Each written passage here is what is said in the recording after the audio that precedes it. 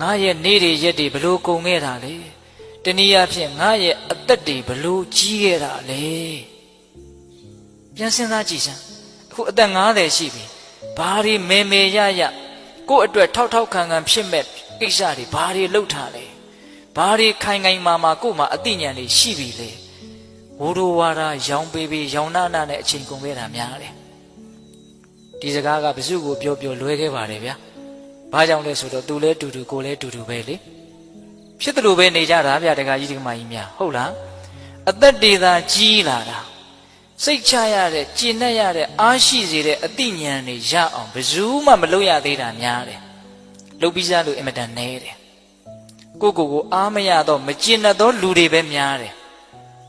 ဘယ်တင်ဟောနေတာမဟုတ်ဘူးနော်အတက်ပြောနေတာဦးဇင်းတို့ကဟုတ်လားလူတော်တော်များများဟာကိုအားမရဘဲနဲ့မကျင့်တတ်ဘဲနဲ့နေရတာဒီကမကြီးများအဲ့ဒါဟုတ်လားဒေချာစဉ်းစားကြည့်နော်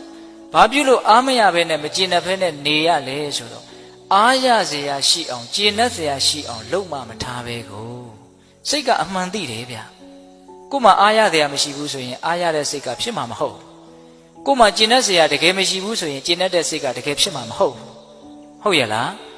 ဒါကြောင့်မြတ်စွာဘုရားကကိုအသက်ဘလို့ကြီးခဲ့တာလဲကိုရဲ့နေ့တွေရက်တွေလတွေဘလို့ကုန်ခဲ့တာလဲဆိုတာကိုလေးလေးနက်နက်စဉ်းစားသမ်းပါအရေးမပါအရာမရောက်တဲ့ကိစ္စတွေနဲ့ကုန်ခဲ့တာများတယ်ဗျဒီကမကြီးတွေအဲ့ဒါဟုတ်လားများသောအားဖြင့်တော့သူများအကြောင်းတွေစဉ်းစားရင်းနဲ့အချိန်ကုန်ခဲ့တာအဲ့ဒါတွေကိုပြန်လဲတုံ့ပြန်ရင်းနဲ့အချိန်တွေကုန်ခဲ့တာနှမျိုးစရာမကောင်းဘူးလားဒါကြောင့်မြတ်စွာဘုရားကကိုယ်အကြောင်းကိုစဉ်းစားရမယ်ဘယ်လိုစဉ်းစားရမှာလဲငါဘာတွေလှုပ်ပြီးပြီလဲငါဘာတွေမလှုပ်ရသေးဘူးလဲအဲ့ဒီအလှုပ်ကလည်းဘလောက်အဖိုးတန်တဲ့အလှုပ်လဲဘလောက်အဖိုးမတန်တဲ့အလှုပ်လဲဒါလည်းပဲအရေးကြီးသေးတယ်နော်အတ္တနောဝမိမိဣသာလျံကတာနိစ္စပြုအပ်သောအမှုတို့ကို၎င်းအကတာနိစ္စမပြုအပ်သောအမှုတို့ကို၎င်းအဝေခေယအလုတ်တစ်ခုကယူပြု၍ကြည့်ရှုဆင်ခြင်ကြကုန်ရ၏ကိုဘာတွေလုပ်ပြီးပြီလဲဘာတွေမလုပ်ရသေးဘူးလဲဆိုတာကိုစဉ်းစားရမယ်စဉ်းစားလိုက်လို့ရှိရင်ကိုအကြောင်းကိုစဉ်းစားရင်နှစ်မျိုးတွေ့မယ်ဗျတရားကိုဦးဇင်းကအစီအစဉ်လေးချပြီးတော့ပြောနေတာနော်ကိုအကြောင်းကိုစဉ်းစားရမယ်သိရမယ်လို့စောစောကနှစ်မျိုးပြောခဲ့တယ်နော်အခုစဉ်းစားရမယ်အပိုင်းကိုပြောနေတာသိရမယ်အပိုင်းကိုမပြောသေးဘူးစဉ်းစားတဲ့အပိုင်းမှာလည်းပဲစဉ်းစားရင်လည်းနှစ်မျိုးတွေ့မယ်ကိုအကြောင်းကိုစဉ်းစားရင်ဘယ်နှမျိုးတွေ့မယ်နှစ်မျိုးတွေ့မယ်အဲ့ဒါကဘာလဲဆိုတော့ကိုယ့်ရဲ့မကောင်းခွက်ကိုယ့်ရဲ့ကောင်းခွက်တနည်းအားဖြင့်ကိုယ့်ရဲ့မကောင်းတာရဲ့ကိုယ့်ရဲ့ကောင်းတာရဲ့ဒီနှစ်မျိုးကိုတွေ့ရမယ်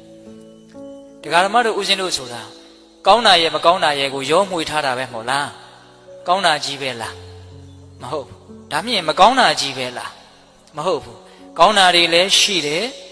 မကောင်းတာတွေလည်းရှိတယ်မကောင်းတာတွေကိုလည်းမကောင်းဘူးလို့သိရတယ်ကောင်းတာတွေကိုလည်းကောင်းတယ်လို့သိရတယ်မကောင်းတာကိုမကောင်းဘူးလို့ငါမယ်မကောင်းတာတွေရှိတယ်လို့စဉ်းစားမိတော့ဘာအကျိုးရှိလဲဆိုတော့ဒီမကောင်းတာတွေဟာငါ့ကိုမကောင်းကျိုးကိုဖြစ်စေမှာလို့စဉ်းစားပြီးတော့အဲ့ဒီမကောင်းတာတွေကနေလွတ်မြောက်အောင်ကြိုးစားဖို့ဒါအရေးကြီးတယ်နော်တခါကြီးမိုက်မြမကောင်းတာကိုစဉ်းစားတယ်ဆိုတာအလကားစဉ်းစားတာမဟုတ်ဘူး